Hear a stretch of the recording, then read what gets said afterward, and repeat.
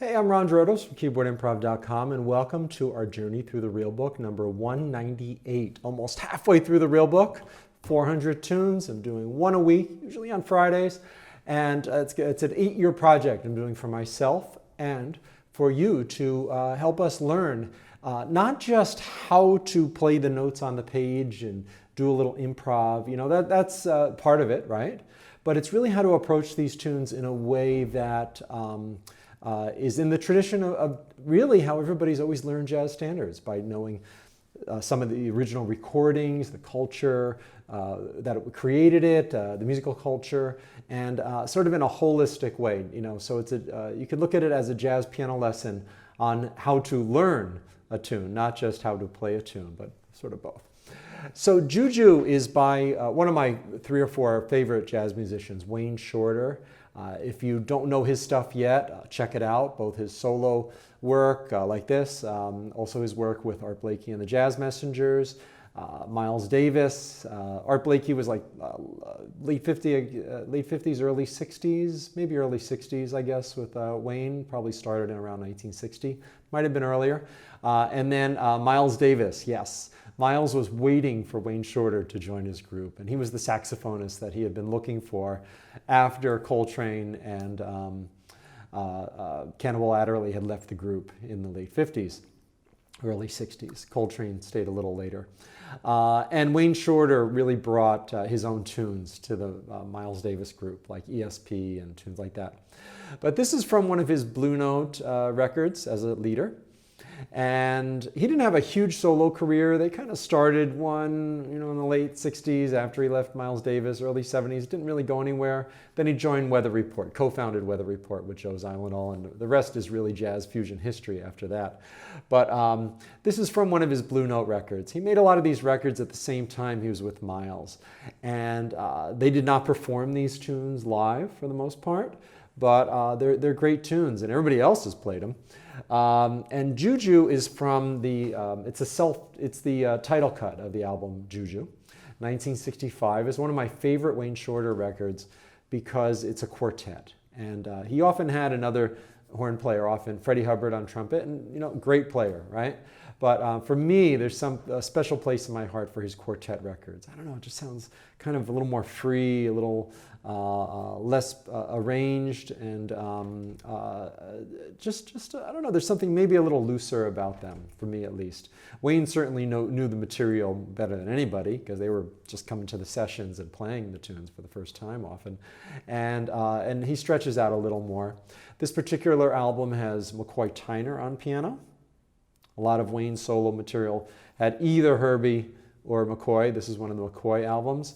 And Reggie Workman on bass and Elvin Jones on drums. So it was pretty much John Coltrane's rhythm section plus Wayne on sax. So the first thing we notice is that it's got a B7 sharp 5 chord, which implies a whole tone scale. Kind of like if you watch some TV shows, a dream sequence might be a whole tone scale. And indeed, Wayne would use the whole tone scale, the solo on this. If you listen to the recording, the melody is definitely whole tone.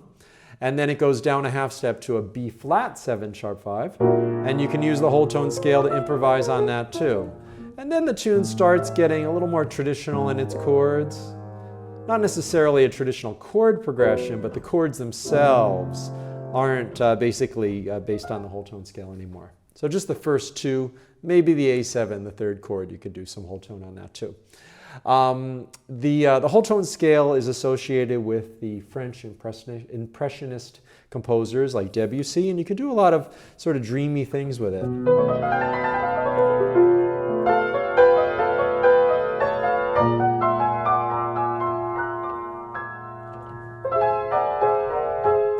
The whole tone scale does not by itself point us toward a particular tonic as such. It doesn't have this 5-1 certainty, like I'm in this key.